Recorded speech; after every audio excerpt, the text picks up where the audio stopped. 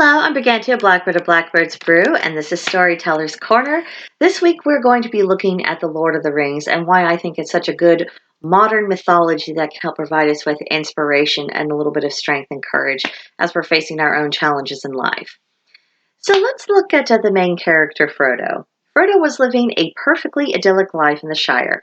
He had an adventurous uncle who he revered. He had lots of good friends, a comfortable home, and a community in which he felt he belonged.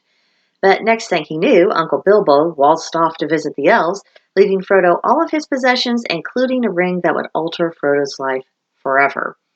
Frodo is representative of what I think a lot of people used to be like. Their lives were pretty good on the whole. They had some curiosity and wonder about the rest of the world, but, by and large, people liked where they liked who they liked who they were around, and they weren't seriously looking for anything major to change. And then larger world events intruded upon their lives, just as what happened to Frodo. There was no way to evade the knowledge of what was going on, or the responsibility to deal with it. There was no way to farm out the necessary tasks to others. There was no way to go back to a normal life, and there was no way to remain unchanged by all the experiences that were to unfold.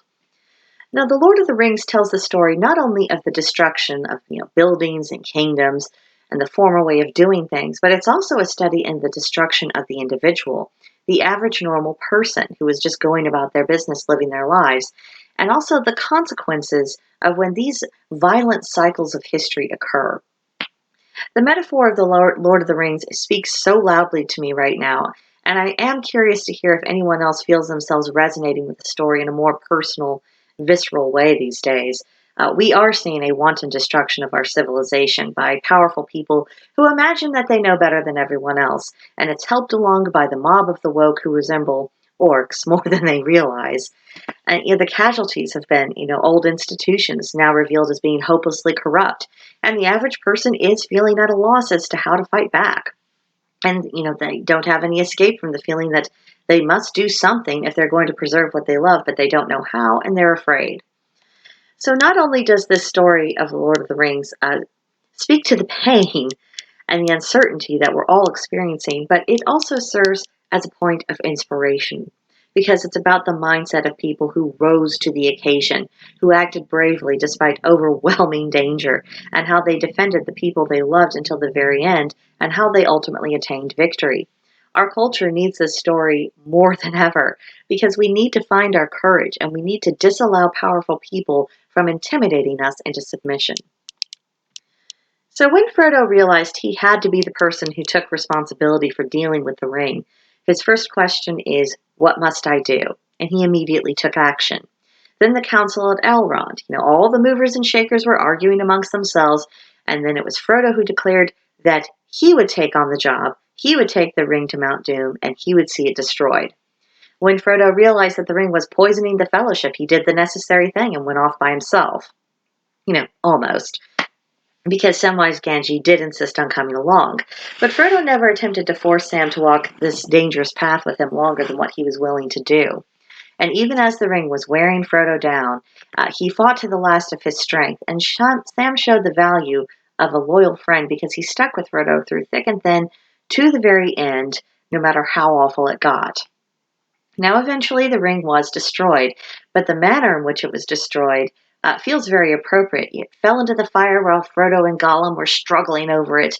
The very act of fighting over the ring as a means of having ultimate power, it really shows just how self-destructive that quest is in and of itself, and it is self-defeating in the long run. And that is a very useful symbol that all tyrannies, no matter how brutal, no matter how insidious and pervasive, they will eventually end. And the nature of the form of the particular tyranny we face can also be the instrument of its own eventual destruction. And that is an encouraging thought. Next, I'd like to turn our attention to Gandalf. He had a lot of struggles, most of which involved getting people organized so they were in the right places so they could do the most good in the given situation.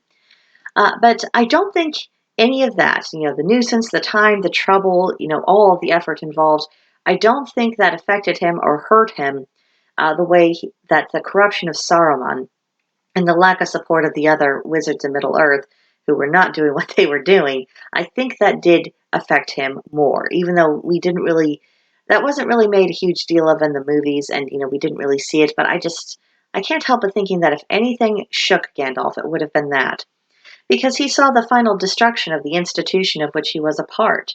And the thing about institutions, no matter how they're structured or what safeguards are in place or what those institutions are intended to do, they're only going to be as good as the people who are within that institution.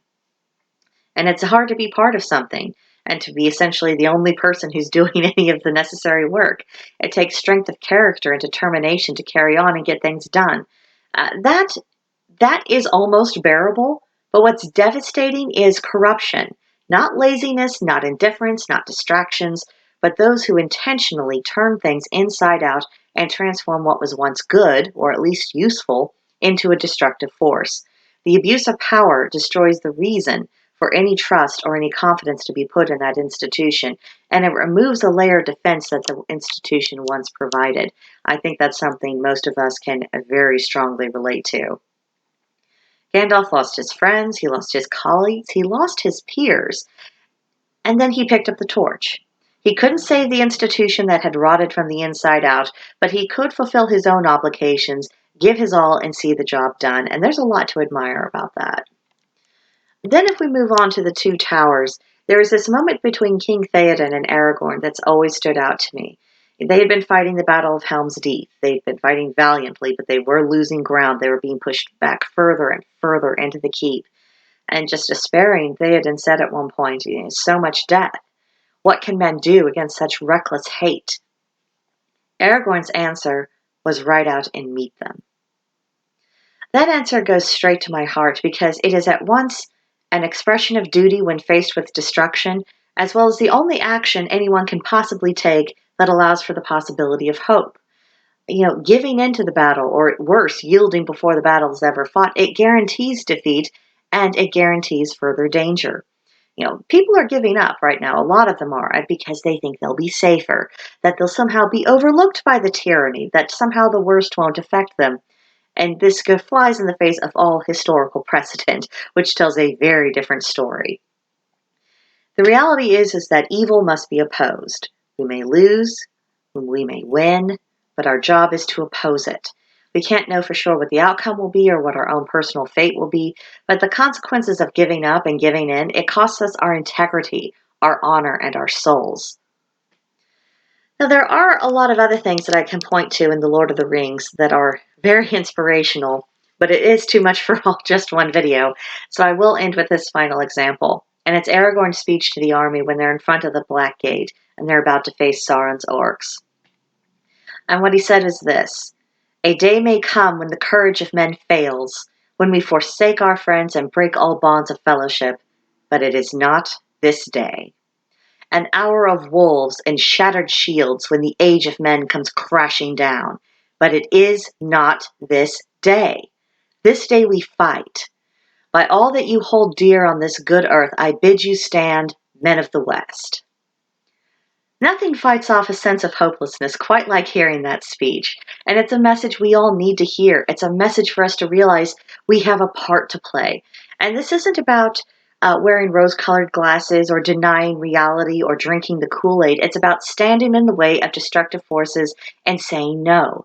It's about showing up for battle. It's about doing what we can where we are with what we have. It's about remembering who we are and the shoulders upon which we stand. And it's about valuing life enough that we won't meekly surrender to those who wish to destroy it or to make it pointlessly miserable. So can you hear the call to stand, men of the West? You have been demonized, you have been demoralized, and that is what the enemies of freedom and the enemies of our civilization want. But the people who hate you for being what you are do not determine your value.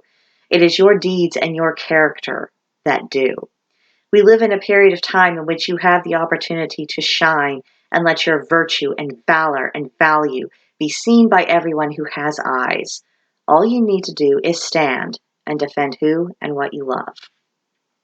So that's it for this week's Storyteller's Corner. If you'd like to discuss more storytelling and how mythology can really impact us and how we can take inspiration from it in our own lives, please come see me at Blackbird's Brew. There's a link to join in the description box below. And of course, subscribe to this channel, like this video, leave a comment. I'll see you in the next one.